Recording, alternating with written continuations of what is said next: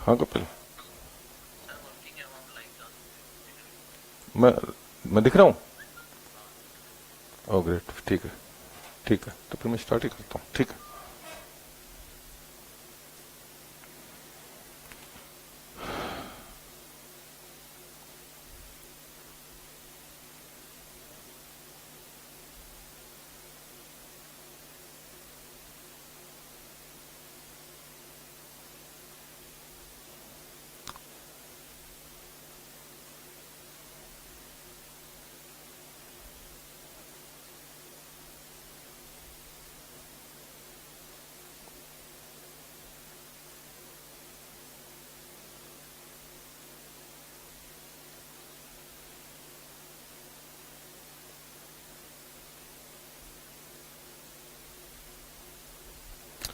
Hello, आवाज आ रही है? साहिल।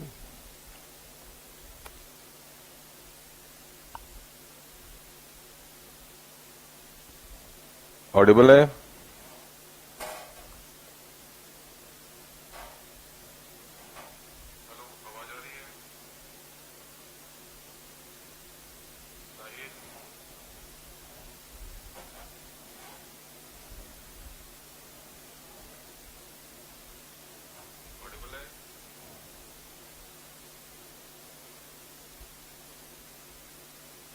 Good evening Akash, Rahul.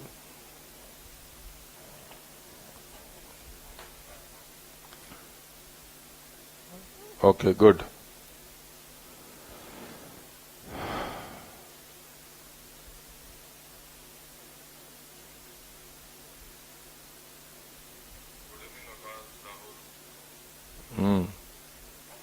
Thank you Yashpal. Yashpal Rana लिख रहे हैं, took class from Rajesh sir in November 17 and got 80 marks in taxation. Okay, one of the best. Thank you. Thank you Yashpal. It's all about, it's all because of your hard working, my dear. Good evening, Mohit, Sonu. Mohit, Sonu, good evening.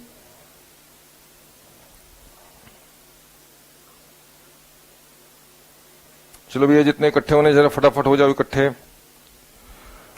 आ जाओ, फिर start करें। आज छोटी सी चीज करेंगे, ज्यादा नहीं करेंगे आज। आज का सेशन छोटा भी रखूंगा। पता नहीं, थोड़ी आज तबीयत थोड़ी नरम सी लग रही है यार। अचानक दिल्ली की हवा बदल गई, ठंड का माहौल बन गया। अब इस ठंड के माहौल में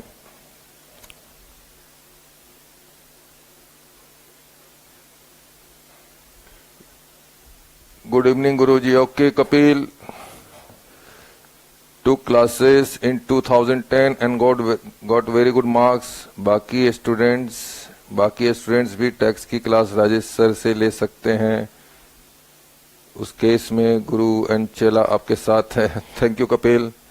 Kapil is messaging here. Okay, चलो फिर स्टार्ट करें, या और 1-2 मिनट इंतजार कर लें? वैसे तो मुझे लाइव होते होते ही 15-20 मिनट लग गए।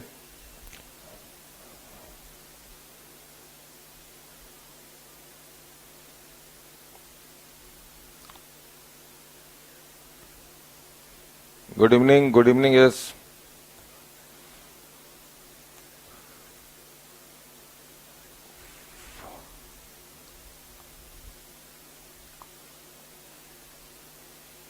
बढ़िया आगे।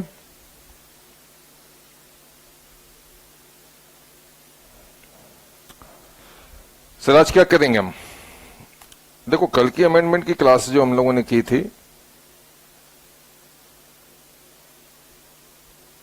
कल की जो अमेंडमेंट की क्लास की थी, कल की क्लास का फोकस था 5 हेड्स पर।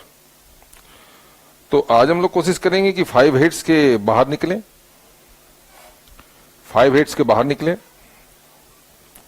ठीक है, कल की क्लास में हम लोगों ने 5 हेड्स को कवर किया था। लास्ट क्लास में जो भी अमेंडमेंट थी, थोड़ी ज्यादा 5 हेड्स की अमेंडमेंट हम लोगों ने की थी।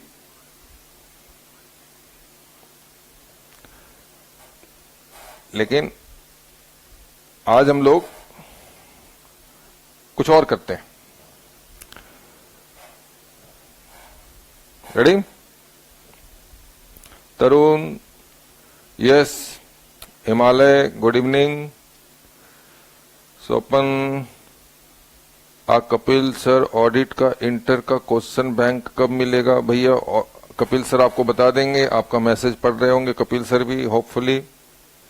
Good evening. चलो आगे बढ़ते हैं। रेसिडेंशियल स्टेटस, इसमें एक चेंज आया है। सेक्शन 6, एक बढ़िया चेंज, और आप बड़े ध्यान से पढ़िएगा, इसको लाइटली मत लीजिएगा।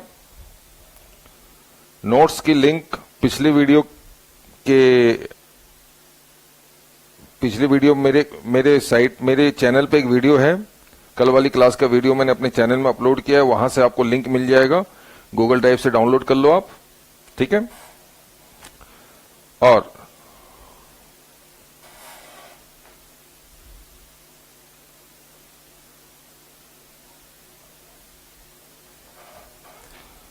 आइए रेसिडेंशियल स्टेटस की बात करें। थोड़ा सा रिकैप करवा दूं आपको, रिकैप मतलब कि हम रेसिडेंशियल स्टेटस पढ़ते क्यों हैं। देखो जी, हमारा काम है टोटल इनकम निकालना, ठीक है सर। टोटल इनकम किसकी निकालनी है? पर्सन की। तो पर्सन की टोटल इनकम में कौन कौन सी इनकम इंक्लूड होगी, ये कैसे डिसाइड होगा? सर रेसिडेंशियल स्टेटस से ये डिसाइड होगा, क्योंकि आप सभी को पता है कि अगर इंडिविजुअल और एचयूएफ है और अदर्स है, तो इंडिविजुअल और एचयूएफ के लिए तीन ही स्टेटस है। एक आपका ओआर, और दूसरा है एनओआर, और तीसरा है एनआर। जबकि अदर पर्सन के केस में ये स्टेटस दो ही होते हैं, या तो वो रेसिडेंट होते हैं या फिर वो नॉन रेसिडेंट होते हैं, ठीक है। और अगर आप ऑर्डिनरी रेसिडेंट हैं तो आपकी इनकम की कवरेज आती है A+B+C। एनओआर है तो भी आती है A+B+C, लेकिन C आती है विद कंडीशन। एनआर है तो A+B आती है। अदर पर्सन है तो आपकी रेसिडेंस, आपका अगर स्टेटस रेसिडेंट इन इंडिया है तो आपकी कवरेज आएगी A+B+C all income, otherwise NR में A+B। और आपको याद होगा ही, ए क्या होता है? इनकम रिसीव्ड और deemed to be received in India. B किसको कहा जा रहा है? बी कहा जा रहा है इनकम एक्रूअराइज और deemed to accrue arise in India. और सी किसको कहा जा रहा है? सी कहा जा रहा है income accrue arise outside India as well as received outside India. तो सर सी के ऊपर स्टार क्यों है? लेकिन अगर इंडिविजुअल और एचयूएफ अगर एनओआर है, राइट, तो इस केस में एनओआर के केस में सी इनकम, यानी वो इनकम जो इंडिया से बाहर एक्रूअराइज हुई है और इंडिया के बाहर ही रिसीव्ड हुई है, वो इनकम इंडिया के टोटल इनकम में, एनओआर के टोटल इनकम में जोड़ दी जाएगी। अगर वो इनकम बिजनेस से है तो उसका कंट्रोल इंडिया में है, और अगर वो प्रोफेशन का है तो उसका सेटअप इंडिया में है। अदरवाइज सी कैटेगरी की कोई भी इनकम एनओआर के स्टेटस में ऐड नहीं होगी। एनओआर में सिर्फ यही एक इनकम, यही दो इनकम, यानी बिजनेस और प्रोफेशन की इनकम ऐड होती है, राइट। नाउ मूव ऑन, आगे बढ़ो।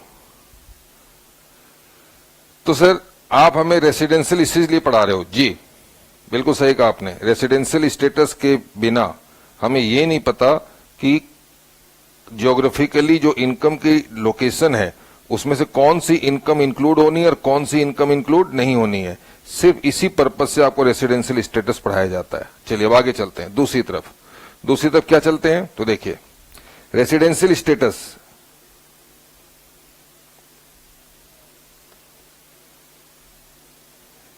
सेक्शन 6,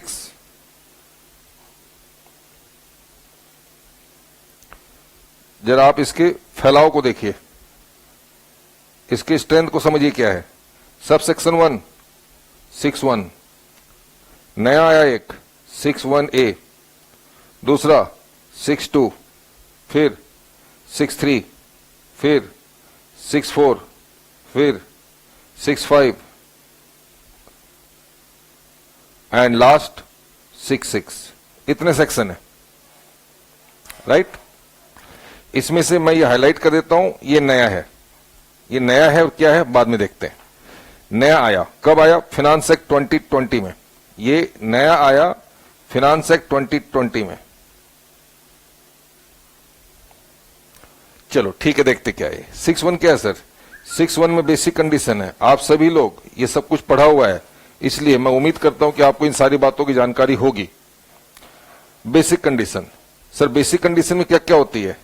तो आपको पता ही है कि बेसिक की दो कंडीशन थी, 182 डेज और मोर, 182 डेज और मोर, या फिर 60 डेज और मोर during the relevant previous year, and 365 days and more during 4 years immediately preceding the relevant previous year। ये बेसिक कंडीशन हुआ करती थी, ठीक है। किसके लिए? For individual. ये किसके लिए है? इंडिविजुअल के लिए। किसके लिए है? मैं फिर मार्क कर दूं और आपको याद दिला दूं, ये इंडिविजुअल के लिए है, इंडिविजुअल। ओके, अब इसके साथ ये वाली कंडीशन पूरी कर दो। कौन सी वाली कंडीशन? 6(6) की कंडीशन। सर 6(6) में क्या कंडीशन है? 6(6) में क्या कंडीशन है? तो इसमें हम कहते हैं एडिशनल कंडीशन। एडिशनल कंडीशंस, और वो एडिशनल कंडीशंस क्या है आपको याद होना चाहिए। आई होप आपको बिल्कुल अच्छी तरह से याद होगा। क्या? Two time resident, 2 out of 10, 10 previous year में 2 बार रेसिडेंट होना, and 730 days or more to be here in India physically, okay, in 7 years, 7 सालों में 730 दिन से ज्यादा या 730 दिन तक इंडिया में होना, यह है आपकी additional condition. Additional condition number 1, additional condition number 2।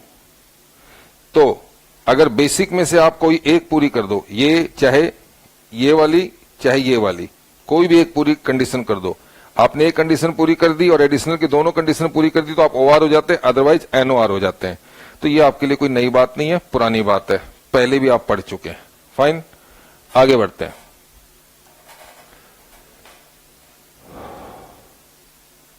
Okay, Rekha Rani sir, it was a blessing to took class from you in November 2016. Now I am chartered accountant. I still hear your lecture. Very good. Congratulations for becoming CA. और बहुत पुराने student हो, 2016 batch के। Good. अब क्या है कि नाम से तो मैं आइडेंटिफाई नहीं कर पा रहा हूं, आई एम रियली सॉरी, लेकिन अगर कोई फेस होता तो मुझे भी याद आता यस कौन सा बच्चा है। ठीक है रेखा, चलो आगे बढ़ते हैं। तो सर ये 6(1) का बेसिक, इसके साथ कॉम्प्लीमेंट करो 6(6) को। बेसिक में एक पूरा कंडीशन करो, एडिशनल दोनों पूरी करो, ऑर्डिनरी हो जाओ। एडिशनल में कोई एक या कोई भी पूरी मत करो, नॉट ऑर्डिनरी हो जाओ। तो ये सर 6(2) क्या है? तो आइए जरा 6(2) देखते हैं। 6(2) HUF के लिए, ये लॉ HUF के लिए, HUF के लिए, और इसके साथ एडिशनल कंडीशन पढ़ो। क्या? अगर HUF का बिजनेस का control, the affairs of HUF is control और मैनेज्ड वेदर पार्टली और होली फ्रॉम इंडिया, इसका कंट्रोल इंडिया में है, पार्टली हो चाहे होली हो, ये रेसिडेंट है, अदरवाइज ये नॉन रेसिडेंट है। और अगर इसका कर्ता एडिशनल दोनों कंडीशन पूरी करता है, 2 out of 10 resident, 730 days or more in during 7 years immediately preceding the relevant previous year, तो फिर HUF हो जाता है OR, अदरवाइज NOR। सर ये भी हमें पता है, इसमें भी कोई दिक्कत नहीं है। ठीक है, ओके। 3 में क्या है सर? 3 में है कंपनी, एंड 4 में अदर्स। 5 एक सप्लीमेंट्री है, मतलब एक जनरल सा लॉ है, मैं आपको बाद में बताऊंगा। एक नया आया 1A, और ये 1A कहता है, ये एक नया कंसेप्ट लेके आ रहा है, डिम्ड रेसिडेंट। मतलब रेसिडेंट हो या ना हो हम रेसिडेंट मानेंगे, रेसिडेंट हो या ना हो हम रेसिडेंट मानेंगे। तो ये जस्ट मैं आपको थोड़ा सा इस सेक्शन का रिकैप करवाया हूं। अब आइए चलते हैं सीधे उस अमेंडेड पार्ट में। मैं पहले आपको पहले बेयर एक्ट से पढ़ाऊंगा, बेयर एक्ट से पढ़ाऊंगा, ठीक है, सिर्फ ये दिखाने के लिए क्या है, फिर आपको एक सिंपल लैंग्वेज दे दी जाएगी एग्जाम के पर्पज से, ठीक है, ताकि आपकी अंडरस्टैंडिंग प्रॉपर हो जाए। तो आइए देखिए,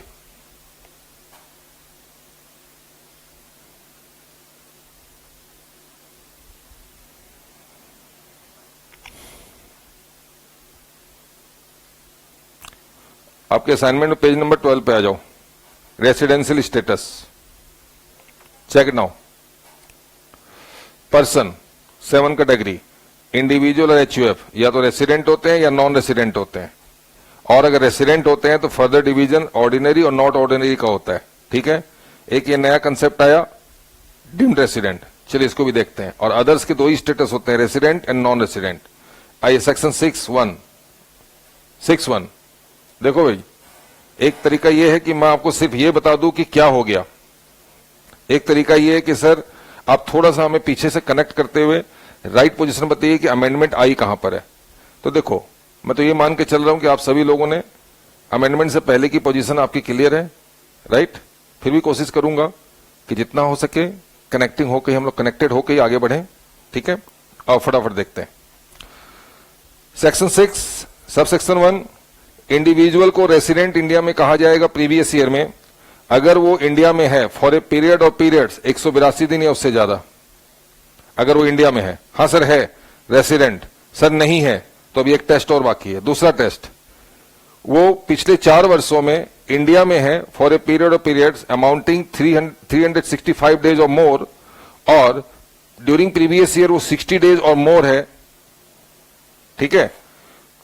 अगर आपने कहा यस सर ये कंडीशन फुलफिल हो रही है तो इसे रेसिडेंट कहा जाएगा। आपने कहा सर नहीं ये कंडीशन भी फुलफिल नहीं हो रही है तो फिर वो बंदा, वो इंडिविजुअल नॉन रेसिडेंट हो जाएगा। इसमें मैं ज्यादा समय नहीं लगाऊंगा क्योंकि आप ये सारी बातें जानते हैं। अब आइए इसका एक्सप्लेनेशन 1 में, सर अमेंडमेंट कहां है, अभी आते हैं अमेंडमेंट में भी। एक्सप्लेनेशन 1 पहले भी था अब भी है, और ये क्या था और क्या है जरा चेक कीजिए। एक्सप्लेनेशन 1, अगर एक इंडिविजुअल, जिसके लिए अभी अभी आपने पढ़ा कि अगर एक इंडिविजुअल बेसिक की 182 डेज और मोर वाली कंडीशन या फिर और 365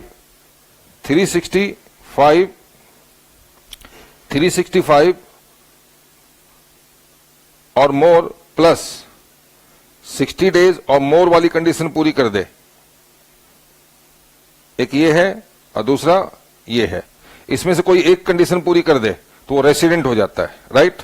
तो ये वाली जो कंडीशन है, ये कंडीशन को फुलफिल करना बड़ा आसान हो जाता है, ज्यादातर लोग इसमें फंस जाते हैं। फॉर एग्जाम्पल कोई आपकी कंट्री इंडिया आता है, और अक्सर आता है, हर साल आता है, कभी 50 दिन, कभी 60 दिन, कभी 100 दिन, कभी 125 दिन, लेकिन वो 182 दिन से कम रहता है। तो इसी तरह से अगर वो इंडिया में आता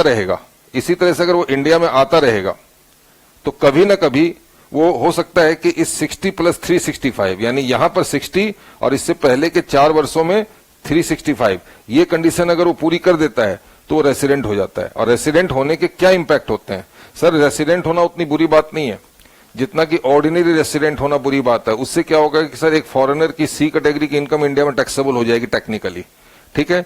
तो वो हमेशा इस कंडीशन से घबराते हैं, इस सेकेंड कंडीशन से। तो इसी के लिए एक्सप्लेनेशन दिया हुआ है। एक्सप्लेनेशन कहता है इन case of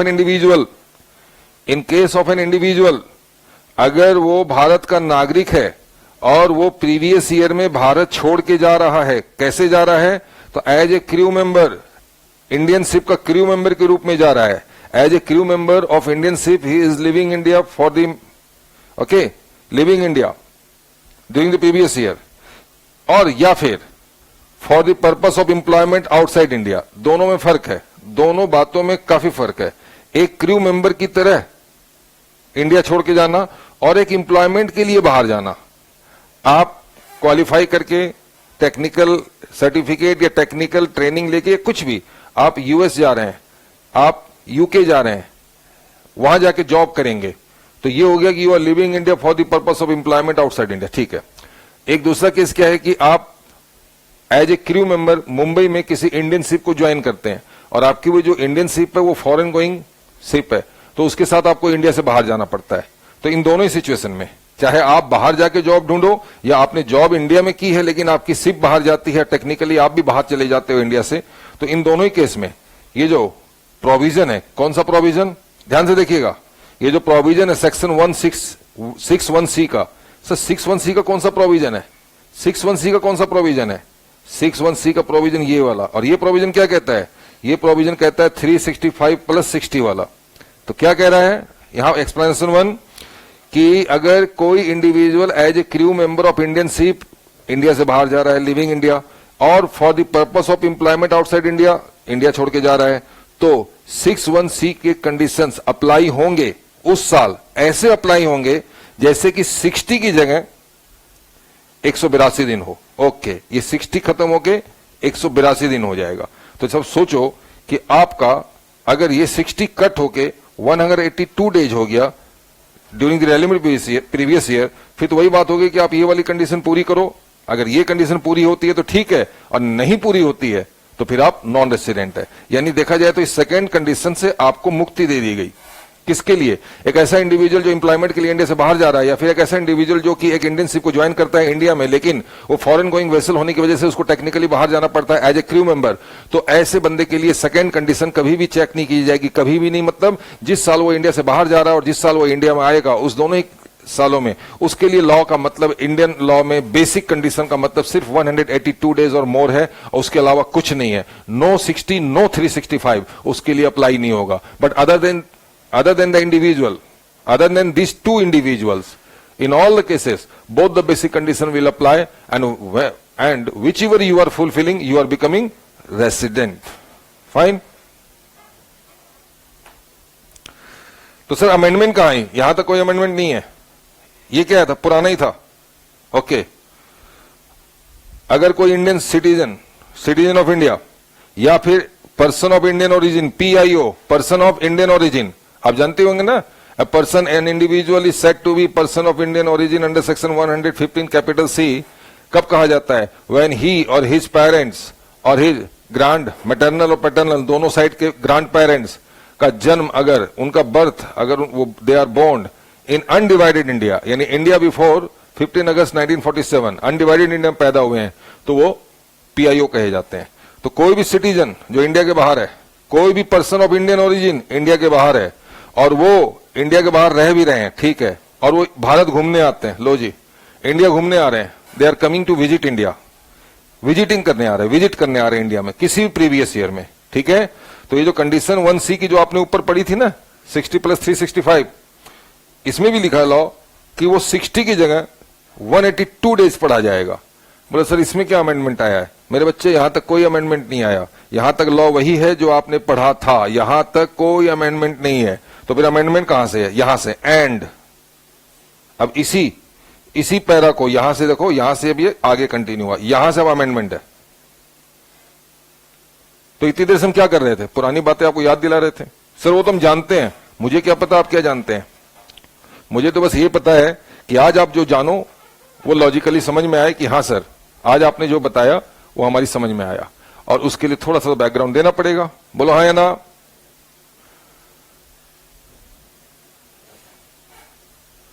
Suraj Sharma, one of my friend told you are live on YouTube. Now I am CA and you gave me free classes, cost and tax in November 2060.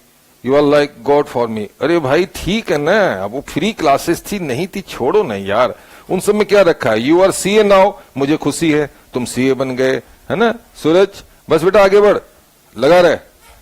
तुम्हें तो पता ही, और मेरे तो ज्यादातर स्टूडेंट को पता है, I am in teaching since last 21 और 22 years and I am teaching the same subject of taxation. तो बहुत से बच्चे इस बात को अच्छी तरह से जानते हैं कि मैं थोड़ा अजीब, थोड़ा अलग सा है, मैं ज्यादा एडवर्टीजमेंट, ज्यादा हाइप, ज्यादा प्रेजेंस, ज्यादा यूट्यूब पे आना, ये सब मेरे से नहीं हो पाता है। आज भी अगर मैं यूट्यूब की क्लास में बैठा हूं तो वो सिर्फ कपिल सर के सपोर्ट और प्रेशर की वजह से कि सर आप आते क्यों नहीं हो, राइट। अब मैं आ जाता हूं तो मुझे स्टार्ट करने में 10 से 15 मिनट लग जाते हैं। ये तो अभी कपिल सर ने वहां से स्टार्ट किया तब जाकर के मैं कनेक्ट हो पाया हूं, मैं तो ऐसे ही नहीं कर पाता। अब कपिल का सपोर्ट है तो मैं आ जाता हूं, अब ये बच्चा कह रहा है कि सर आप लाइव आ रहे हो यूट्यूब में। हाँ बच्चे आ तो रहा हूं। चलो यहां तक ठीक है, तो आगे बढ़े। चलो आगे बताओ। अब अमेंडेड एरिया में घुसे, लेकिन अमेंडेड एरिया में जाने से पहले आपको ये बात पता होनी चाहिए कि 3 ऐसे इंडिविजुअल है, there are 3 types of individual जिसको 60 प्लस 365 डेज की कंडीशन अप्लाई नहीं होती है। 60 प्लस 365 डेज वाली कंडीशन अप्लाई नहीं होती है उन 3 इंडिविजुअल के लिए जिस साल वो इंडिया आते हैं या इंडिया जाते हैं। देखो तीनों ही इंडिया आते जाते हैं। एक वो बंदा जो क्रू मेंबर की तरह इंडिया छोड़ के जा रहा है, एक वो बंदा जो एम्प्लॉयमेंट के लिए इंडिया छोड़ के जा रहा है, और एक वो बंदा जो बाहर सेटल्ड है और इंडिया घूमने आ रहा है। तो सभी में क्या हो रहा है कि कोई इंडिया आ रहा है, कोई जा रहा है। तो आने और जाने वाले साल में सिर्फ इनके लिए एक ही लॉ रहेगा, 182 डेज और more fulfilled resident, not fulfilled non resident. यह है पुरानी व्यवस्था। तो ये पुरानी व्यवस्था तो पुराने में रहेगा। Yes yes yes yes yes, हाँ मैं समझ गया सूरज, वो तो मैं पहले ही आपको बताता था। ये बच्चा कह रहा है कि सर इंटरमीडिएट में आप जिस तरह से बैरियर वगैरह पढ़ा देते हैं या जिस तरह से आप एनालाइज करवा देते हैं, फाइनल में हमें बहुत आसानी होती है। चलो फाइनल में आसानी इसकी वजह से नहीं, सिर्फ आपकी मेहनत है सूरज। चलो बेटा आगे पढ़ते हैं अब। चलो अब आप तो सीए बन गए, अब आप क्या करोगे मुझे तो नहीं पता, लेकिन चलिए आप भी इस क्लास को देखिए। अब आइए, अमेंडमेंट क्या आई? अमेंडमेंट आई, और क्यों आई ये भी सुनो। ये जो अमेंडमेंट जानते हो कहां आई? अमेंडमेंट वहां नहीं आई जहां आप क्रू मेंबर है, वो वैसे ही है जैसे था। अमेंडमेंट वहां भी नहीं आई जहां पर कि आप फॉरेन कंट्री जाते हैं जॉब करने के लिए, जैसे था वो वैसे ही है। अमेंडमेंट कहां आई? अमेंडमेंट आई उस केस में जहां पर एक सिटीजन ऑफ इंडिया और a person of Indian origin आपके देश में विजिट करने आते हैं, उनके लिए आई। तो सर आने दो ना विजिट करने, उसमें अमेंडमेंट की क्या जरूरत थी? अमेंडमेंट की जरूरत थी। इन लोगों को एक सुविधा मिली हुई थी, 182 दिन तक ये इंडिया में रहते हैं, 182 दिन से कम रहते हैं तो ये रेसिडेंट नहीं होते। हाँ ये तो था। A person who is citizen of India or person of Indian origin who is residing permanently outside India and they are coming to visit your country India, so for them the law was 182 days only. Means if they are here in India for a period of less than 182 days, then they will remain non-resident, otherwise they will become resident. तो इसका वो फायदा उठाते थे। क्या sir India में आते थे, इंडिया में बिजनेस भी किया करते थे, या फिर ऐसा होता था कि कुछ ऐसी भी कंट्री होती थी, जैसे आपको एग्जांपल देता हूं, गल्फ की कंट्रियों में क्या होता है, गल्फ कंट्रियों में टैक्स वगैरह नहीं है, इनकम टैक्स वगैरह है ना, वहां पर वैट वगैरह है, इनडायरेक्ट टैक्स है, लेकिन डायरेक्ट टैक्स नहीं है। अब एक इंडिया का बंदा, एक भारत का सिटीजन, ठीक है, या भारत का कोई आपका ओरिजिन ऑफ इंडिया, वो लोग भारत घूमने आते थे और वो एग्जम्पशन वाले प्रोविजन में आते थे जिसमें आपको सेकंड बेसिक कंडीशन अप्लाई नहीं होती थी, और वो यहां भी आते थे, यहां भी अर्निंग करते थे और वहां भी अर्निंग करते थे, और लेकिन उनका स्टेटस जो था वो नॉन रेसिडेंट हो जाया करता था और वो ट्रैप में नहीं आ पाते थे। तो गवर्नमेंट ने कोशिश की कि ऐसे लोगों को ट्रैप में लिया जाए, नंबर 1, और दूसरा ऐसे व्यक्तियों को ट्रैप में लिया जाए जो टैक्स के नेट में लिया जाए, जो इंडिया में है या इंडिया में आते हैं वो बाहर से, और जहां वो इंडिया से बाहर पैसे कमाते हैं वहां पर कोई टैक्स ही नहीं है, यानी वो अपनी इनकम पे दुनिया में कहीं टैक्स नहीं देते, बाहर वो टैक्स देते नहीं और इंडिया में टैक्स वो होने नहीं देते क्योंकि उनका स्टेटस नॉन रेसिडेंट रह जाता है। तो ऐसे लोगों को टारगेट करने के लिए ये अमेंडमेंट लाई गई। ठीक है, आइए देखिए क्या है अमेंडमेंट, समझने की कोशिश करते हैं। And in case of citizen और पर्सन ऑफ इंडियन ओरिजिन, यानी कि भारत का नागरिक है और भारत का वो ओरिजिन है, हैविंग टोटल इनकम, और उसकी टोटल इनकम भी है। ठीक है सर, यानी ये बात हो रही है सिटीजन ऑफ इंडिया और पर्सन ऑफ इंडियन ओरिजिन की जिसकी टोटल इनकम है। कौन सी टोटल इनकम? तो मैं ब्रैकेट स्टार्ट कर रहा हूं यहां से, other than the income from foreign sources, यानी कि सी कैटेगरी की इनकम को छोड़ करके जो इनकम इंडिया के बाहर एक्रूराइज हुई, इंडिया के बाहर ही रिसीव हुई, उसे छोड़ करके उसकी टोटल इनकम है 15 लाख से ज्यादा ड्यूरिंग द प्रीवियस ईयर। ठीक है, तो जहां पर ये वर्ड 60 है, अब वो 60 की जगह उसके वर्ड हो जाएंगे 120 सब्स्टिट्यूट कर दिए जाएंगे। मतलब अब इनके लिए क्या कंडीशन हो गई, तो इनके लिए कंडीशन अब ये हो गई, या ध्यान दीजिएगा, बस अमेंडमेंट पे ध्यान दीजिए, बाकी सब कुछ वही है जैसा था। आपके पास क्या लॉ है? सर हमारे पास तो लॉ है बेसिक में दो। पहला बताओ सर, पहला 182 डेज और मोर इन इंडिया। दूसरा बताओ सर, दूसरा है 60 डेज और मोर प्लस 365 डेज और मोर। ठीक है, आपने ये पूरा किया रेसिडेंट, ये पूरा किया रेसिडेंट, दोनों पूरा कर दिया रेसिडेंट, दोनों में से कोई एक पूरा किया रेसिडेंट, दोनों में से पूरा कोई भी नहीं किया, कोई भी पूरा नहीं किया, कोई कंडीशन फुलफिल नहीं की, तो नॉन रेसिडेंट। ठीक है, अब इसमें से अब मैं बात कर रहा हूं एक ऐसे बंदे की जो क्रू मेंबर है, सीएम क्रू मेंबर, उसके लिए सिर्फ ये लॉ अप्लाई होगा, ये अप्लाई नहीं होगा। ओके, एक बंदा जो इंडिया के बाहर जॉब ढूंढने जा रहा है, ठीक है, जो इंडिया के बाहर एम्प्लॉयमेंट के लिए जा रहा है, उसके लिए क्या लॉ है, ये अप्लाई होगा, ये अप्लाई नहीं होगा उस पर। ठीक है, कोई सिटीजन ऑफ इंडिया है, सीओआई या फिर पीआईओ है, पर्सन ऑफ इंडियन ओरिजिन, वो इंडिया आता है, उस पर ये अप्लाई होगा, ये अप्लाई नहीं होगा। ठीक है, लेकिन अब आइए इसी पे बात करना है मुझे, अब इसी पे फोकस करना है। इस बंदे के लिए भी लॉ वही है कि इस पर ये अप्लाई होगी, सिर्फ ये अप्लाई नहीं होगी। ठीक है सर, अब सुनो, अगर ये बंदा, इसके पास टोटल इनकम है टीआई मोर देन 15 लाख, लेकिन इस टीआई में एक्सक्लूडिंग फॉरेन इनकम को छोड़ दो, और अदर देन फॉरेन इनकम इसकी 15 लाख से ज्यादा है, हाँ है सर, तो फिर ऐसे सिचुएशन में हम इसके लिए ये लॉ भी अप्लाई कर देंगे। यानी जो अब तक अप्लाई नहीं हो रहा था ना, अब अप्लाई कर देंगे। बस फर्क इतना होगा कि 60 की जगह ये 120 डेज हो जाएगा। क्या मैं आपको समझा पाया ये बात? क्या मैं ये बात आपको समझा पाया?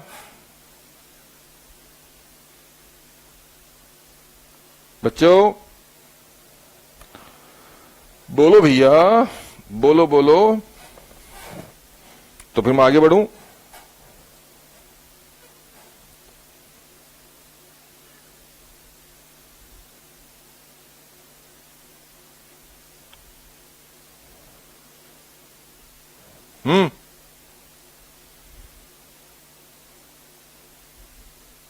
क्लियर है?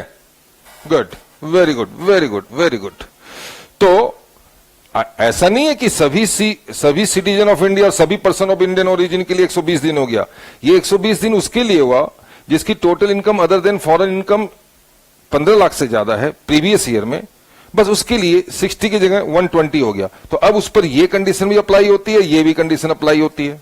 तो ये अमेंडमेंट यहां, ये एक बार दोबारा देखिए, अब आपको बिल्कुल क्लियर हो जाएगा ट्रांसपेरेंटली।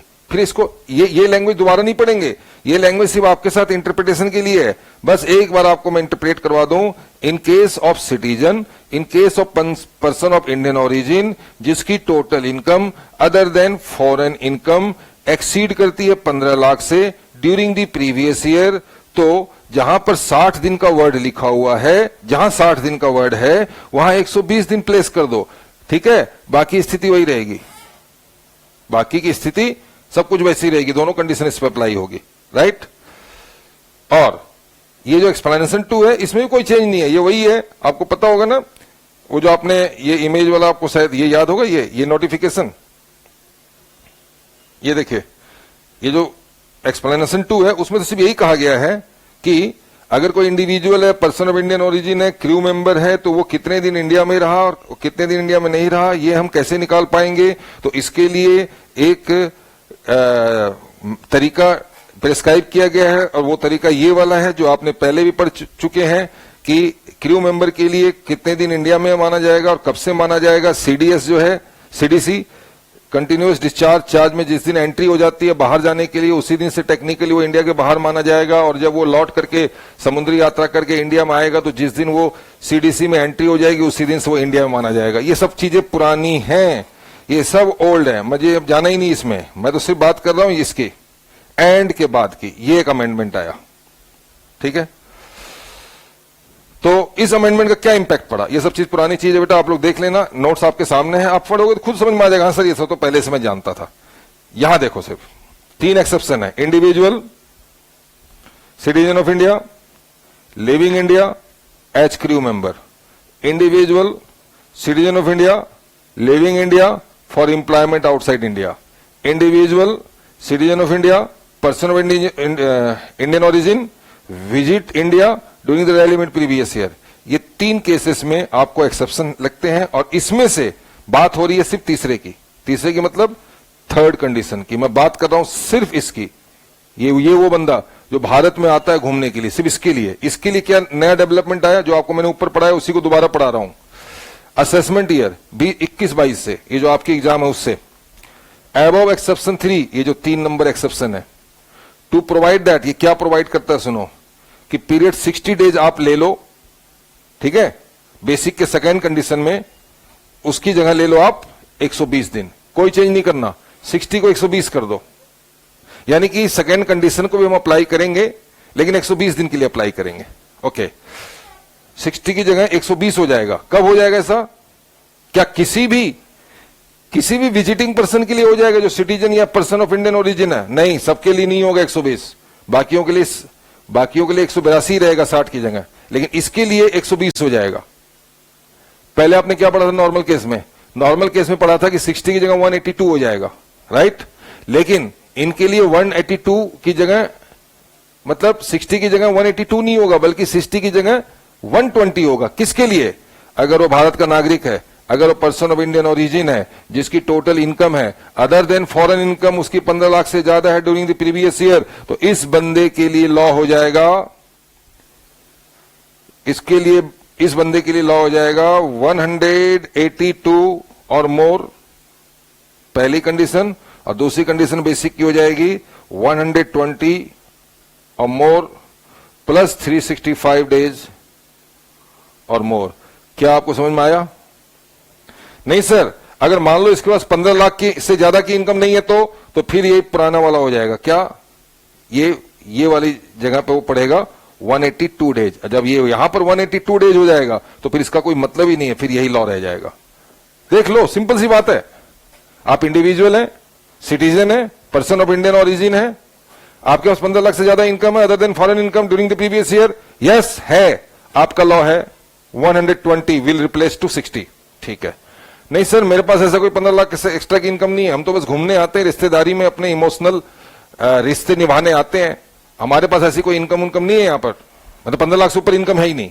तो भाई साहब, ऐसे लोग जो जिनके पास 15 लाख से ऊपर की इनकम नहीं है, उसके लिए लॉ वही है कि आपका 60 डेज रिप्लेस हो जाएगा 182 से, और जब 182 से 60 डेज रिप्लेस हो जाता है तो इफेक्टिवली आपके पास सिर्फ एक ही कंडीशन बच जाती है 182 डेज वाली। ठीक है, I think it should be clear to you. Yes Deepak, thank you. Raghav, yes sir, okay okay okay okay okay. Jatin, Sonu, Prachi, Tarun, Akash, Deepak, okay, and Shikha. Sir paper में न्यू क्वेश्चन आएगा क्या? अरे भाई, न्यू आए ओल्ड आए सब बनेगा, क्यों टेंशन ले रहे हो? इतने अच्छी तरह से तसल्ली समझा रहे हो, आपको लग रहा है कि मैं आपको कोई अमेंडमेंट पढ़ा रहा हूं। आपको मैं ऐसे पढ़ा रहा हूं जैसे कि ऑलमोस्ट रेगुलर क्लास में पढ़ाता हूं। ठीक है सर, एक ये अमेंडमेंट आ गई, फाइन। इसके बाद क्या अमेंडमेंट आई? पहले आप ये अमेंडमेंट समझ में आ गई? हाँ, तो जो समझ में आ गई उसको पहले आप, जो समझ में आ गई उसका फ्लो चार्ट देखो। अमेंडमेंट कहां है? एक इंडिविजुअल के केस में। कौन सा इंडिविजुअल? जो इंडिया के बाहर परमानेंटली रहता है, भारत में घूमने आता है, विजिट करने आता है, वो भारत का नागरिक है या भारतीय मूल का है, Indian person of Indian origin है, सिर्फ उसकी बात करो, बाकी सब वही लॉ है जो आप जानते हैं। वो इंडियन सिटीजन है, ये देखो फ्लो चार्ट, वो इंडियन सिटीजन है, यस सर, या पर्सन ऑफ इंडियन ओरिजिन है, यस, विजिटिंग इंडिया, भारत घूमने आ रहा है, ठीक है, और बात खत्म नहीं हुई है, और उसके पास टोटल इनकम है, लेकिन अदर देन फॉरेन सोर्स को छोड़ के, फॉरेन सोर्स का मतलब income acquired outside India as well as received outside India, उस इनकम को छोड़ के उसके पास टोटल इनकम है कितनी? एक्सीडिंग 15 लाख, 15 लाख से ज्यादा है ड्यूरिंग द प्रीवियस ईयर। उस प्रीवियस ईयर में जिस प्रीवियस ईयर का आप स्टेटस निकाल रहे हो, तो उसके लिए बेसिक कंडीशन क्या होगी? सुनो, यही तो मैं इतनी देर से आपको बार बार समझाने की कोशिश कर रहा हूं। उसके लिए पहला नंबर भी एप्लीकेबल होगा और उसके लिए दूसरा नंबर भी एप्लीकेबल होगा। पहले नंबर की कंडीशन में वही है 182 दिन और मोर, और दूसरी कंडीशन है 60 की जगह क्या हो गया? 120, 60 की जगह हो गया 120, और 365 जहां था वहीं है 4 इयर्स में। अब अगर आप कहते हो सर कि मान लो यही बंदा है लेकिन उसके पास 15 लाख से ज्यादा की इनकम नहीं है, तो फिर वो उसके लिए बेसिक कंडीशन का मतलब सिर्फ एक ही रहेगा। कैसे, आइए देखिए। सर ये जो बंदा है ना, जो इंडिया घूमने आ रहा है, ये दोनों कंडीशन सेटिस्फाई कर देता है। जब दोनों कर देता है तो वो रेसिडेंट है। और अब उस पर एडिशनल कंडीशन अप्लाई करो 66 सेक्शन 66 का। ओके। और अगर सर मान लो उसने सिर्फ पहली कंडीशन फुलफिल की है, पहली की है मतलब 182 डेज वाली कंडीशन को सेटिस्फाई किया है, तो चलो बेसिक एक कंडीशन पूरी कर दिया, हाँ रेसिडेंट। सर दोनों किया तो भी रेसिडेंट और एक किया तो भी रेसिडेंट, यस। और अब आप उसका एडिशनल कंडीशन चेक करो ऑर्डिनरी और नॉट ऑर्डिनरी देखने के लिए। ये हो गया 6। अब आइए तीसरा केस। सर उसने सिर्फ, देखो हमने दोनों बात पढ़ ली। पहले में हमने पढ़ा, यहां हमने पढ़ा कि उसने दोनों कंडीशन पूरी की, ठीक है, एक वेरिएशन। यहां हमने पढ़ा फर्स्ट पूरी की, सेकंड पूरी नहीं की। यहां हम पढ़ रहे हैं कि सेकंड पूरी की, फर्स्ट पूरी नहीं की। सेकंड मतलब 120 प्लस 365 डेज ड्यूरिंग 4 इयर्स वाली कंडीशन पूरी की, फर्स्ट पूरी नहीं की। तो लॉ ने इसके लिए जानते हो क्या कहा?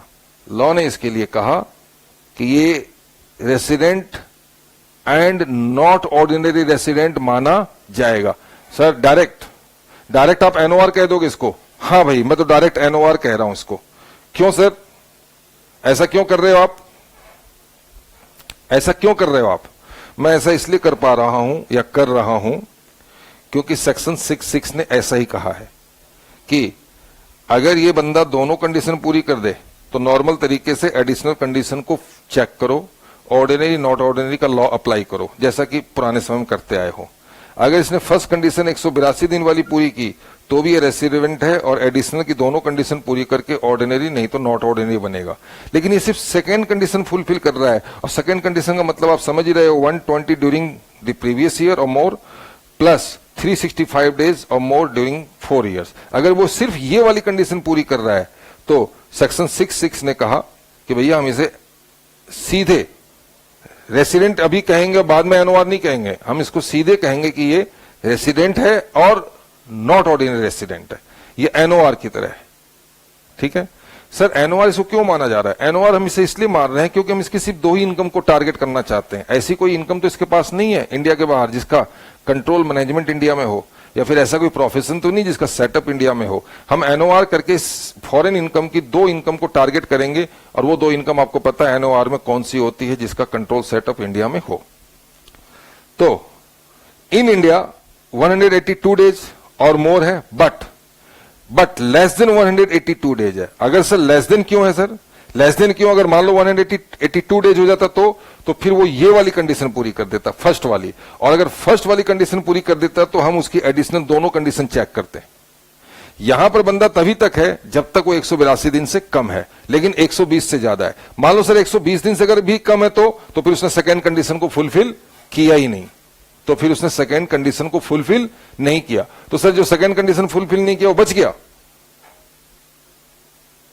मान लिया जाए आपने 2 कंडीशन बताई ना, यहां पर 182, ये देखिए आप बता रहे हो 2 कंडीशन, 182 वाला और ये वाला। मैं पहली पूरी किया, नॉर्मल रेसिडेंट हो गया, एडिशनल दोनों कंडीशन चेक की जाएगी, 2 आउट ऑफ 10 और 730 आउट ऑफ 7। मैं ये पूरी किया तो मैं दोनों पूरी कर दिया तो भी आप नॉर्मल तरीके से रेसिडेंट होंगे और एडिशनल की दोनों कंडीशन चेक की जाएगी, अकॉर्डिंगली आपको ओआर एनओआर कहा जाएगा। सर मैंने मान लिया जाए न पहली पूरी की न दोनों पूरी की, कहने हो तो मैंने क्या पूरा किया? मैं कौन सी कंडीशन फुलफिल कर रहा हूं? मैं सिर्फ सेकेंड कंडीशन पूरी कर रहा हूं, सिर्फ सेकेंड कंडीशन को मैं पूरी कर पा रहा हूं। अगर आप सेकेंड कंडीशन को पूरी कर रहे हैं, सिर्फ सेकेंड कंडीशन को पूरी कर रहे हैं, तो इसका मतलब आप 120 दिन इंडिया में हैं रेलिवेंट प्रीवियस ईयर में, और 365 दिन आप इंडिया में थे पिछले 4 वर्षों में। अगर आप ये वाली कंडीशन पूरी कर रहे हैं तो इस कंडीशन को पूरी करने के बाद आप नॉर्मल तरीके से रेसिडेंट नहीं होंगे और आपका एडिशनल कंडीशन चेक नहीं किया जाएगा। सीधे क्या चेक किया जाएगा मालूम है?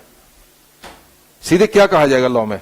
आप रेसिडेंट हो और नॉट ऑर्डिनरी हो। ये इसका कंक्लूजन निकल के आया। आगे बढ़िए, एक नया सेक्शन ऐड हुआ 1A। सर ये 1A किसके लिए है? 1A किसके लिए है? 1A किसके लिए है? तो 1A एक ऐसे इंडिविजुअल को टारगेट करता है जो इंडिविजुअल है और सिटीजन ऑफ इंडिया है। ओके, यानी कि भारत का नागरिक है और इंडिविजुअल है। भाई साहब की टोटल इनकम भी है अदर देन फॉरेन इनकम और 15 लाख से ज्यादा है। तो सर ये तो वही बात हो गई नहीं जो आप ऊपर बता रहे थे, फिर आप दोबारा उसी को पढ़ाने लग गए। नहीं बच्चे, ऊपर मैं जिसकी बात कर रहा था वो सिटीजन भी था, या तो सिटीजन होगा या पर्सन ऑफ इंडियन ओरिजिन होगा, और यहां मैं जिसकी बात कर रहा हूं यहां सिर्फ सिटीजन है, पर्सन ऑफ इंडियन ओरिजिन नहीं है।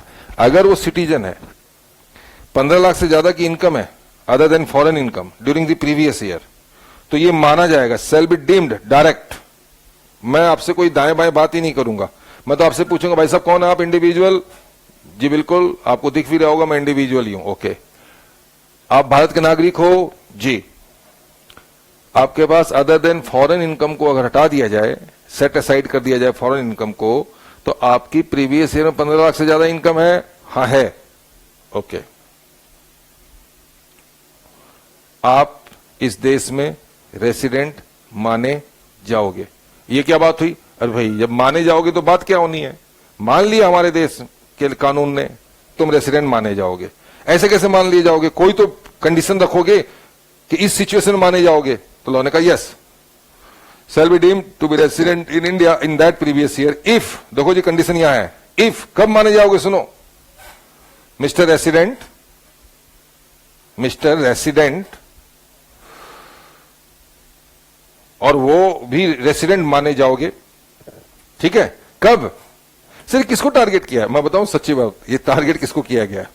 हमारे यहां वेस्ट बंगाल है, उड़ीसा है, केरल है, तमिलनाडु है, यानी इंडिया के हर कोने की बात कर रहा हूं मैं।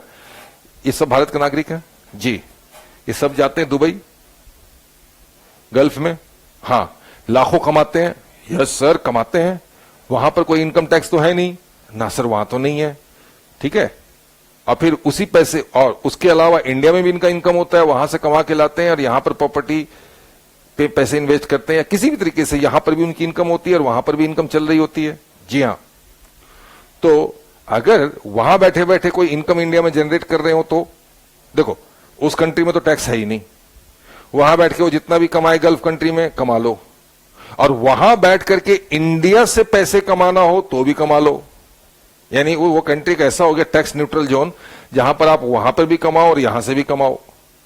ठीक है, और आपकी इनकम लाखों में हो। तो हमने बोला भैया तू अपनी फॉरेन इनकम को हटा के बताओ कितनी है? 15 लाख से ज्यादा है? हाँ। उस पर टैक्स दिया? बोला जी नहीं दिया, मैंने तो नहीं दिया ना। तो तुम रेसिडेंट माने जाओगे, राइट, और तुम रेसिडेंट माने जाओगे।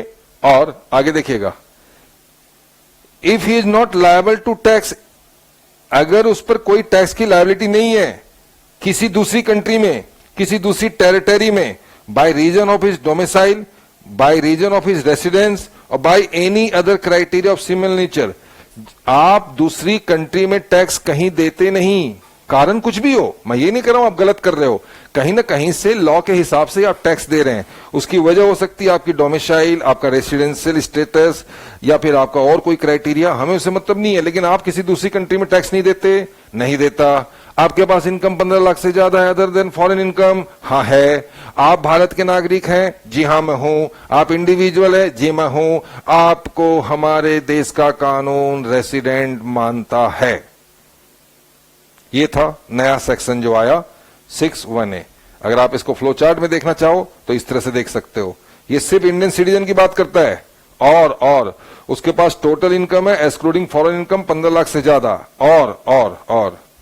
और वो जिस कंट्री, और उसकी कोई लायबिलिटी नहीं है किसी भी कंट्री में, कारण चाहे डोमिसाइल हो, चाहे रेसिडेंशियल स्टेटस हो, चाहे कुछ भी हो, तो इसे रेसिडेंट माना जाएगा। और हमारे यहां जो रेसिडेंट होता है वो मरे से मरा क्या होता है? नॉन ऑर्डिनरी रेसिडेंट होता है। अब मैं इसको रेसिडेंट मान लूंगा ये तो ठीक है, लेकिन मैं इसको ऑर्डिनरी तो नहीं कह सकता ना। ऐसे बंदे को हम ऑर्डिनरी नहीं बना सकते। बिना किसी प्रेजेंस के, बिना किसी नंबर ऑफ डेज के हम आपको रेसिडेंट मान रहे हैं। आप पर एक यही अत्याचार आपको लग रहा होगा। ऊपर से आपको अगर हमने ऑर्डिनरी कह दिया तो फिर आपके ऊपर घोर अत्याचार हो जाएगा। इसलिए लॉ ने कहा कि हम आपको एनओआर कहते हैं। सर एनओआर कहने वाला लॉ कौन है? तो एनओआर यहां नहीं कहा गया है, एनओआर कहने वाला लॉ है 66, उसने कह दिया इसको कि भाई तुम एनओआर माने जाओगे। और सर इस जगह पर आपने कहा कि इसको एनओआर माना जाएगा, ये एनओआर किसने माना इसको? वही 66 ने इसको भी एनओआर माना। चलिए, तो ये दो मेजर अमेंडमेंट है। आइए 66 देखो, 66 की एडिशनल कंडीशन पुरानी जो है वो तो है ही, 9 साल में से 10 में से आप 9 बार नॉन रेसिडेंट है। देखो हमने आपको पढ़ाया है 2 टाइम्स रेसिडेंट आउट ऑफ 10, ये पढ़ा रहा है 9 times non resident out of 10, तो उसका सेकंड साइड देखोगे तो वही है जो आपने पढ़ा है, 2 टाइम आउट ऑफ 10। ठीक है, ये एक्टिव जा रहे हैं, हम पासिव जा रहे हैं, बस हम दोनों का तरीका यही है। मैंने कहा कि आपको 9 बार नॉन रेसिडेंट होना है इंडिया में अगर आप नॉट ऑर्डिनरी होना चाहते हो। मैं इसी को दूसरी तरीके से कह देता हूं, ठीक है, कि अगर आप 9 बार नॉन रेसिडेंट नहीं हो इंडिया में, आप 8 बार नॉन रेसिडेंट हो, तो आप क्या हो जाओगे?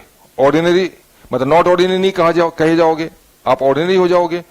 तो आप 10 में से अगर 8 बार नॉन रेसिडेंट हो गए, इसका मतलब आप 2 बार रेसिडेंट हो गए। तो हम इस लॉ को ऐसे नहीं पढ़ते हैं, हम लोग पढ़ते हैं जैसा इंस्टीट्यूट हमें बताती भी है, सिंपल लैंग्वेज में वैसी बताती है कि you must be in India 2 time resident out of 10 previous year, immediately preceding the relevant previous year, and you must be here in 730 days or more, 730 दिन और उससे ज्यादा इंडिया में हो 7 साल में, तो आप रेसिडेंट से ऑर्डिनरी हो जाओगे। ठीक है, ठीक है।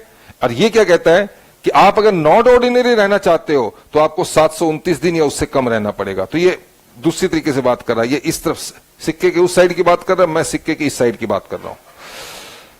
और अगर आप एचयूएफ हैं तो एचयूएफ का लॉ भी आपको पता ही है, एचयूएफ के केस में वही 9 टाइम्स सेम लॉ है एडिशनल कंडीशन का। मुझे ये दोनों नहीं पढ़ाना, क्यों नहीं पढ़ा रहे हो सर आप? ये दोनों ये ओल्ड है, जैसा था वैसा है। यहां देखिए, अगर आप सिटीजन ऑफ इंडिया और पर्सन ऑफ इंडियन ओरिजिन है और आपकी टोटल इनकम फॉरेन इनकम को छोड़ करके अगर 15 लाख से ज्यादा है, ठीक है, ठीक है, तो 15 लाख से ज्यादा है, जैसे कि हमने ऊपर पढ़ा 61 में, और who has been in India for a period of periods amounting to all 120 days or more but less than 182 days, ये उसी की बात कर रहा है जो ऊपर है, जो हमने यहां पर ये फ्लो चार्ट पढ़ा था, ये वाला इसकी बात कर रहा है, ये जो 120 दिन से ज्यादा है। तो इसको हमने 66 में कहा था कि ये एनओआर कहा जाएगा, उसी को हम पढ़ रहे हैं यहां पर। तो ये बंदा एनओआर कहा जाएगा। कहां लिखा हुआ सर? ये देखो यहां लिखा हुआ है, a person is said to be NOR in the following cases, और एक ऐसा सिटीजन जो डिम्ड रेसिडेंट माना गया है वो भी एनओआर कहा जाएगा, ये यहां पर लिखा हुआ है। तो ये था आपका टोटल लॉ, जहां मैंने मार्क किया उसको पढ़िएगा, यही आपका रेसिडेंशियल स्टेटस का लॉ है। बाकी सारी चीजें मैंने पूरे सेक्शन को प्रिंट कर दिया है मेरे बच्चों, इंडिविजुअल एचयूएफ का पूरा सेक्शन मैंने प्रिंट कर दिया, खासकर इंडिविजुअल का जहां अमेंडमेंट आई है, सो दैट आपको यह पता हो कि किस जगह पर अमेंडमेंट आई है और क्या नया है जो पहले नहीं था। ठीक है, ये सब वही है, आप देख लो पिछले 7 सालों में 730 दिन और 10 सालों में 2 बार रेसिडेंट, ये सब वही एडिशनल कंडीशंस हैं, ये सब कुछ वही रीडिंग कीजिए आप, इसमें ऐसा कुछ नहीं। और साथ के साथ जो मैं कह रहा था ना, बेयर एक्ट के साथ मैंने एक सिंपल लैंग्वेज भी लिखी है, तो आपको मैं वो भी दिखाना चाहूंगा कि आप वो सिंपल लैंग्वेज भी देखो। देखो यहां से इस अमेंडमेंट में जो भी आया है, यहां पर देखो सिंपल लैंग्वेज में मैंने यहां पर सब कुछ मेंशन कर दिया। देखो, how to determine residential status of individual, आप इसको पढ़ो ना, ये आपको सिंपल लैंग्वेज आपका, पढ़िए इसको आप, ठीक है। फिर इसका ये सारी चीज यहां पर लिखे, देखो ये भी है, इसका फर्स्ट स्टेप है ये बेसिक फुलफिल करके चेक करने वाला, ये 3 एक्सेप्शनल केसेस है। फिर फिनांस एक्ट 2020 ने क्या अमेंडमेंट किया, ये भी सिंपल लैंग्वेज में है, ठीक है। और फिर इसका फ्लो चार्ट है। फिर यहां से फिनांस एक्ट 2020 ने डिम्ड रेसिडेंट का कंसेप्ट सिंपल लैंग्वेज में मैंने यहां पर कर दिया है, मॉडिफाइड लैंग्वेज में, ठीक है। और फिर सेकेंड स्टेप है एडिशनल कंडीशन चेक करना, to check out whether he is ordinary और नॉट ऑर्डिनरी, ठीक है। और फिर कुछ जनरल पॉइंट्स हैं जो आप पढ़िए, आपके काम का है, पुराना आपका पढ़ा हुआ है। ये था आपका अमेंडमेंट। अब मुझे खाली ये बताओ, ये जो 2 कंसेप्ट आए, एक रेसिडेंट को डिम्ड करना, और डिम्ड जानते हो किसको किया गया? सिटीजन को, सिर्फ सिटीजन को, जिसकी फॉरेन इनकम छोड़कर इंडियन इनकम 15 लाख से ज्यादा है, ठीक है। फॉरेन इनकम छोड़ के इंडियन इनकम जिसकी 15 लाख से ज्यादा है। और वो बंदा किसी भी दूसरे देश में, किसी दूसरी टेरिटरी में कोई टैक्स नहीं देता, और टैक्स न देने का कारण उसकी डोमिसाइल हो सकती है, वहां का रेसिडेंशियल स्टेटस हो सकता है, भाई कुछ भी हो सकता है, हमें इसमें नहीं जाना, हमें तो ये मालूम है वो टैक्स नहीं देता है। तो भाई साहब, भारत के नागरिक होते हुए दुनिया में किसी और टैक्स में दूसरी, तुम भारत के नागरिक हो? हाँ जी हूं। भारत आते जाते हो? खूब आता जाता हूं। किसी और देश में टैक्स देते हो? नहीं देता हूं। तो मेरे बाप यहां दे दो थोड़ा बहुत टैक्स। ऐसे कैसे मैं दे दूं? मैं कोई यहां का रेसिडेंट थोड़ी हूं। तो तुम्हें रेसिडेंट माना जाएगा, तुम्हें रेसिडेंट माना जाएगा। और रेसिडेंट भी कैसा? नॉट ऑर्डिनरी रेसिडेंट माना जाएगा। 6(6) ने कह दिया क्लॉज डी में। तुम अगर डीम्ड रेसिडेंट हो तो तुम्हें डायरेक्ट नॉट ऑर्डिनरी रेसिडेंट कहा जाएगा, एनओआर। अब एनओआर हो गए तो भाई साहब, आप इंडिया की received income, deem to be received income, India के एक्रोएराइज और डीम टू एक्रोएराइज, और इंडिया के बाहर की एक्रोएराइज, जिस अगर वो बिजनेस है उसका कंट्रोल इंडिया में है, और अगर प्रोफेशन है उसका सेटअप इंडिया में है, तो ऐसी इनकम पे तुम इस देश में टैक्स देके जाओगे। ओके, ये है डीम्ड का। और अगर आप सिटीजन है और पर्सन ऑफ इंडियन ओरिजिन है, आप इंडिया आते हो, इंडिया जाते हो, आपकी फॉरेन इनकम को छोड़ करके आपकी इनकम 15 लाख से ज्यादा है, तो आपका जो टेस्ट अब तक क्या था, अब तक क्या हो रहा था अमेंडमेंट से पहले? सिर्फ एक ही टेस्ट था, 182 fulfilled resident otherwise non resident. लेकिन अब आपके लिए दो टेस्ट है, दो टेस्ट है आपके लिए। 182 वाला भी है, और 60 प्लस 365 की जगह 120 प्लस 365 हो जाएगा। यानी आप पे दोनों कंडीशन चेक होगा। दोनों fulfilled resident, additional condition fulfil करो, पुरानी व्यवस्था बनी रहेगी। फर्स्ट कंडीशन 182 डेज फुलफिल्ड, आप रेसिडेंट हो, पुरानी व्यवस्था में सेकंड एडिशनल दोनों कंडीशन फुलफिल करो या नहीं करो, पुरानी व्यवस्था देखी जाएगी। लेकिन अगर तुमने सिर्फ सेकंड कंडीशन पूरी किया कि तुम प्रीवियस ईयर में 120 दिन से ज्यादा हो, 182 दिन से कम हो, 120 दिन से ज्यादा हो, 120 दिन या उससे ज्यादा हो, लेकिन 182 दिन से कम हो, और 365 दिन पिछले 4 वर्षों में हो, तो श्रीमान हम आपको रेसिडेंट तो कहते ही कहते हैं, ठीक है, और हम आपको नॉट ऑर्डिनरी रेसिडेंट भी कहते हैं, क्योंकि सेक्शन 6(6) क्लॉज सी ने आपको एनओआर कहा है। अब आप एनओआर हो गए। एक बात, अच्छा, आप लोग जानते हो क्या सोच रहे होंगे? Sir sir sir sir sir sir sir sir हम कुछ सोच रहे हैं या नहीं सोच रहे हैं, तो आप बोलोगे तो हम सोचना शुरू करेंगे। क्या? जब आप या तो आर होते हैं, या तो एनओआर होते हैं, या फिर एनआर होते हैं, ठीक है सर, ठीक है। आप एनओआर बन गए, आर बन गए, एनआर बन गए, यानी आपका स्टेटस कुछ ना कुछ निकलना था, निकल गया। अब एनओआर कैसे बने? अमेंडेड लॉ के कारण या ओल्ड लॉ के कारण, हमें उससे मतलब नहीं। आर कैसे बने? अमेंडेड लॉ या ओल्ड लॉ, जैसे भी बने, जो कुछ भी आपका लॉ, ये हमने पढ़ा सेक्शन 6, ये सारा सेक्शन 6 यहां अप्लाई हुआ, ये सेक्शन 6 इस जगह अप्लाई हुआ। कब अप्लाई हुआ? आर, एनओआर, एनआर बनने से पहले सेक्शन 6 अप्लाई हुआ, अकॉर्डिंगली हमारा स्टेटस आ गया। और एक बार मेरे बच्चे स्टेटस आ गया, चाहे डीम्ड रेसिडेंट के कारण आया, सेक्शन 6(1)(a) के कारण आया, चाहे सेक्शन 6(1) के फर्स्ट एक्सप्लेनेशन के अमेंडमेंट के कारण आप का स्टेटस आया। एक बार स्टेटस आ गया ना, तो फिर बाकी तुम्हारी नॉलेज वही है। आर हो तो A+B+C, एनओआर हो तो A+B+C विद कंडीशन, और एनआर हो तो A+B। बाकी तुम्हारी लर्निंग में कोई छेड़छाड़ नहीं है। सिर्फ छेड़छाड़ जो थोड़ी बहुत है वो स्टेटस निकालने में है, स्टेटस निकालने में है, ठीक है। Got it? इसके साथ एक छोटा सा अमेंडमेंट है सेक्शन 9 में।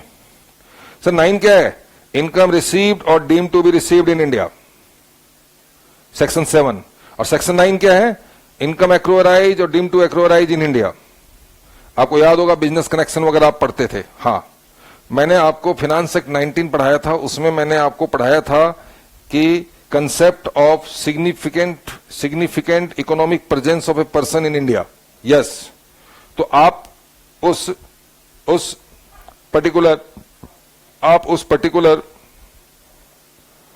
पर्टिकुलर एक्सप्लेनेशन 2A को जो आपको मैंने पढ़ाया था, प्लीज डिलीट कर दें। फिनांस एक्ट 2020 ने उसको ऑमिट कर दिया है। बोला जी हम इसे अभी अप्लाई नहीं करेंगे, हम इसे अप्लाई करेंगे असेसमेंट ईयर 22-23 से। और आपका जो असेसमेंट ईयर है वो 21-22 है। 21-22 में ये वाला कंसेप्ट सेक्शन 9 में मैंने आपको पढ़ाया था, इफ यू रिमेंबर। तो ये आपका 21-22 के लिए कट कर दो, क्रॉस कर दो, लेकिन 22-23 में ये अप्लाई होगा। और एक उसी के नीचे एक और एक्सप्लेनेशन ऐड हुआ 3A, जो कहता है for the removal of doubt, कि आपको पता है ना कि जब कोई नॉन रेसिडेंट इंडिया में किसी भी बिजनेस का 100% ऑपरेशन इंडिया में करता है, तब तो 100% इनकम इंडिया में टैक्सेबल हो जाएगी। लेकिन part of the operation carried out by him in India and rest part carried on outside India. मैंने कई बार बताया है कि एक फॉरेनर आता है, आपके यहां से रॉ मटेरियल खरीदता है, रॉ मटेरियल को सेमी प्रोसेस करके यानी सेमी फिनिश स्टेज तक में ला करके फिर अपने साथ अपनी कंट्री ले जाता है, बाकी के प्रोसेस अपनी कंट्री में करके वहीं पर वो सेल करके प्रॉफिट कमाता है। तो हम उससे ये कहते हैं कि श्रीमान, अगर आपने कोई प्रोसेस जितना ऑपरेशन बिजनेस का इंडिया में कैरी किया, आपकी इनकम प्रोपोर्शनेटली इंडिया में डीम टू एक्रोराइज मानी जाएगी। ठीक है, ये हमने पढ़ा सर, ये था पहले भी और अब भी है। ओके, हम उसकी पूरी इनकम को इंडिया में एक्रोराइज नहीं मानते।